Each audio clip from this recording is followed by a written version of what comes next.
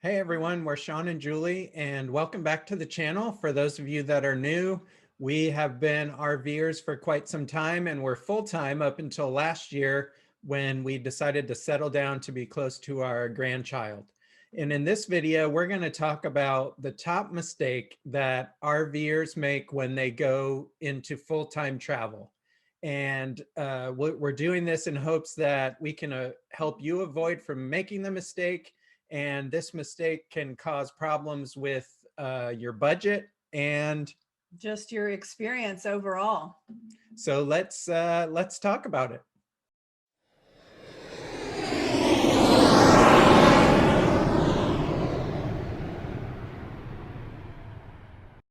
So the biggest mistake that new RVers make, and let me tell you, this wasn't only our mistake, it was our mistake, but we've met so many other full-time RVers throughout the time that we've been on the road. And we have heard this same story again and again, traveling like you are on vacation.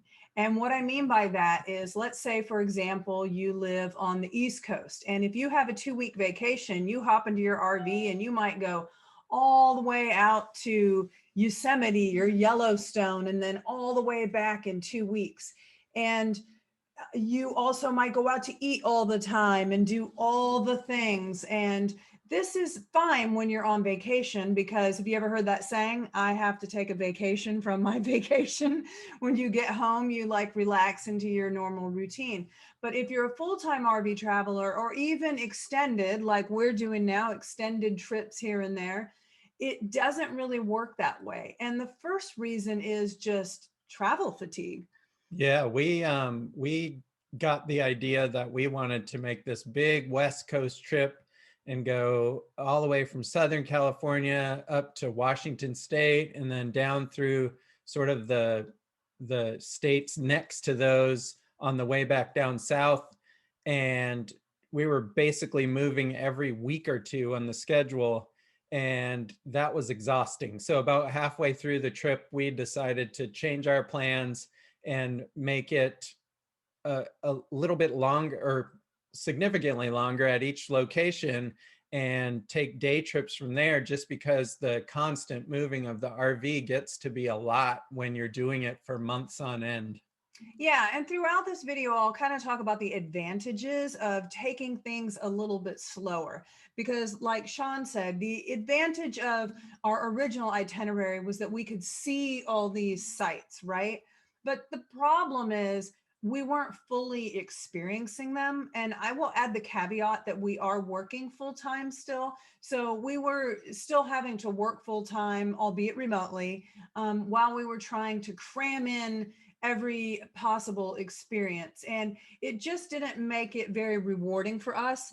It'll be a little different for you depending on your personal preferences, depending on your work schedule, whether you have kids that are road schooling. All of those different things go into effect, you know, how enjoyable it is to stay at a place a little bit longer. Because I do know people who say more than 2 weeks at a location is too long for them. And so it really is a personal preference. I think it But has a little bit to do with age too. I mean, if you're younger, mm, you may have the stamina to keep going on and on and on, but we don't have that. So I think age plays a part in it as well. yeah. And then another thing that plays a part in it is the weather. So if you only allow yourself a week at a particular location, and say it's Yosemite, and you wanted to see all the sites and hike and maybe do some special excursions, and that week it happens to rain, because let's face it, if you want to stay in Yosemite, you're going to be booking it pretty far in advance. So it happens to rain that week, or just be poor weather in general, you're not going to get to experience all that. And now if all the rest of your plans are, you know, predicated on only being there for a week and then moving on, if you make that change, then it becomes a big hassle. So that was another thing that we found. Work commitments, every now and then you'd have like a big project and wouldn't be able to do as much sightseeing. So And yeah. as an example, we went to Big Bend National Park for 2 weeks and did not get to see everything that we wanted to see Mm-mm. there. So it's the location. Some of these locations have so much to offer that you really need to schedule extended time there to be able to see and do everything that you want. And not only that, but like some of the things I enjoyed so much, I wanted to do again, some of the hikes or just some of the locations. And you really can't when you're on this tight schedule that, okay, it's time to move on to the next place. So, I would just say that there is something to be said for taking time to smell the roses and to do things more than once and to just really fully enjoy an experience in a location. And if you've been watching us for a while, you know that we're all about smart financial decisions. And this is the biggest issue with living like you're on vacation when you're a full-time RVer, is that it quickly blows your budget. Yeah, and there's a lot of different examples of this. So one is gas. I mean, one of the hardest things to kind of figure out in your RV budget is how much money you're going to spend on fuel for your RV or your tow vehicle if you have a towable like we do. And you have to look at how many miles you're planning to put on and how much gas is going to cost in those places. And moving the RV constantly also adds to that fuel expense. So if you are trying to make big jumps, and like we said, we went from East Coast to West Coast and then all the way up the East Coast in a year, but we know people who have gone back and forth across the United States more than once a year. Mm-hmm. And it really, we've kind of talked about it a little bit, and it really affects that gas budget. Now, I do want to say that there are a lot of tips for saving money on fuel. We have another video on that. We also have a lot of information on our website, and all of these categories we're going to talk about in the budget right now. We also address how to budget for them and techniques for saving money in our program, Full-Time RV Finance, which we will also put a link to. Yeah, and the next thing is campgrounds, and you get a lot of discounts for either a weekly discount or a monthly discount if you're staying at a campground for an extended period of time. And if you're, just staying a few days or just right at a week, you may not be able to take advantage of those discounts. And some of these sites can be pretty expensive unless you plan on doing boondocking the whole much of the time, which is a completely separate discussion. But campgrounds, you can save a significant amount of money by staying more than a few days at a time.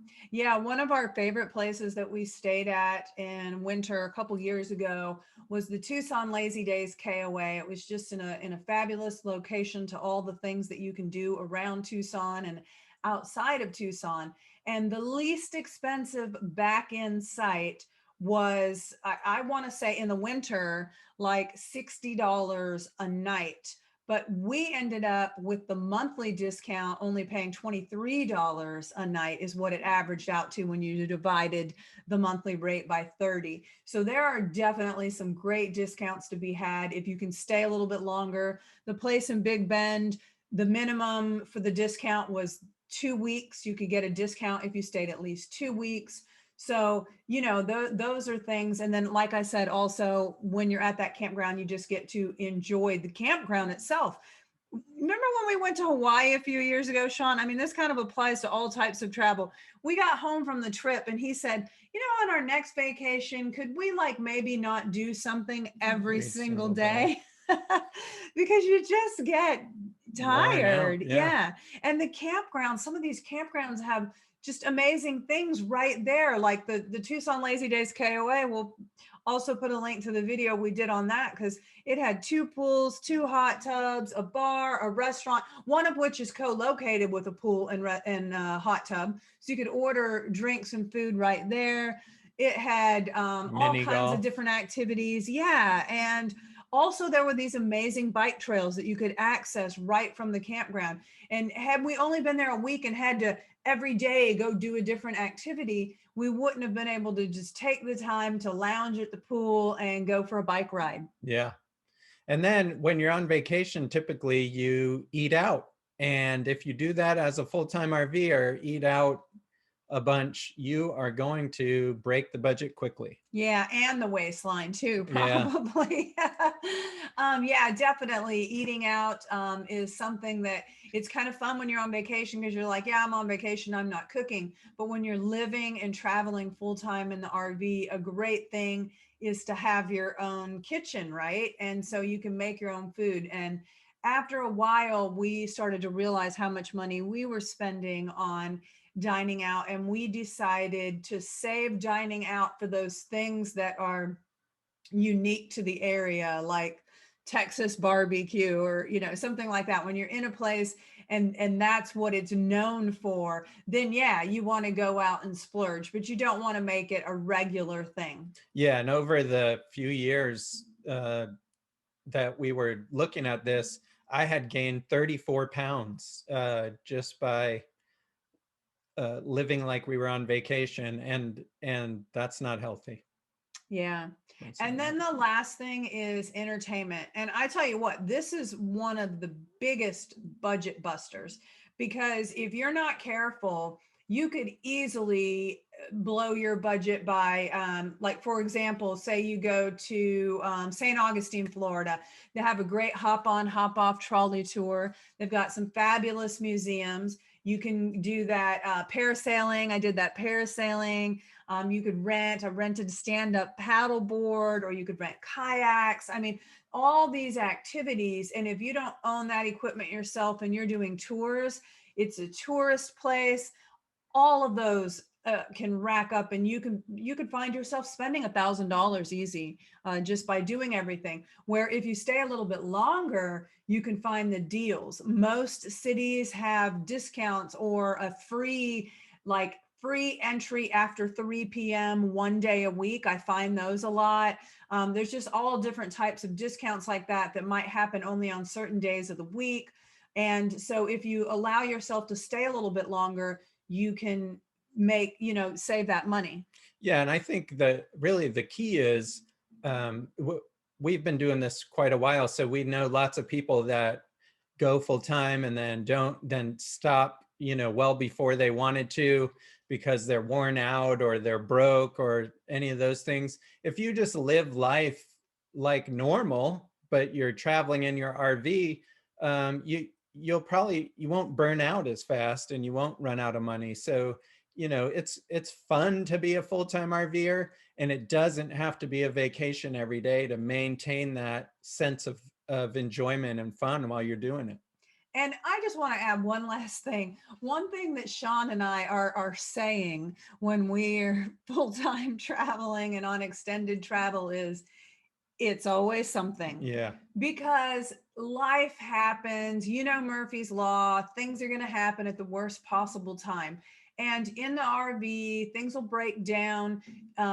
You have to get a part for the RV, or you have to go somewhere where they have someone who is authorized to fix it if it's under warranty.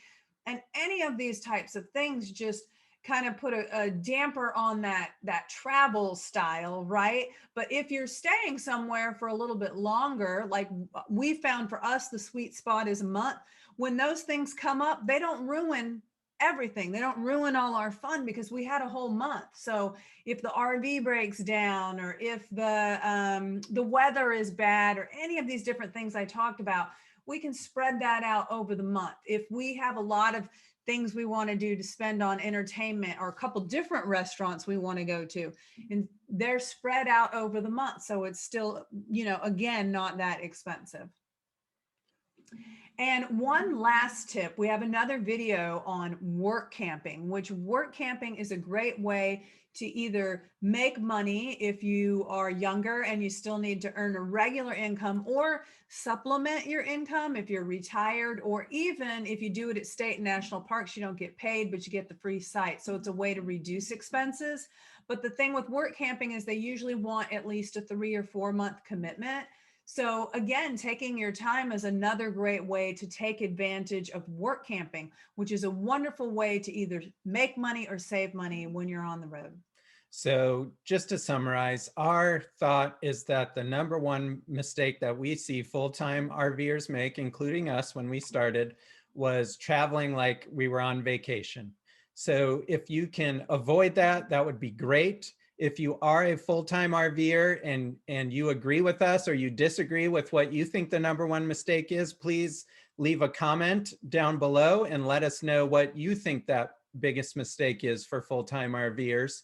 And please consider liking the video and subscribing to our channel. We love to meet up with new people and meet up with subscribers. So if we see you on the road, we'll be happy to meet up with you. And until we see you, safe travels.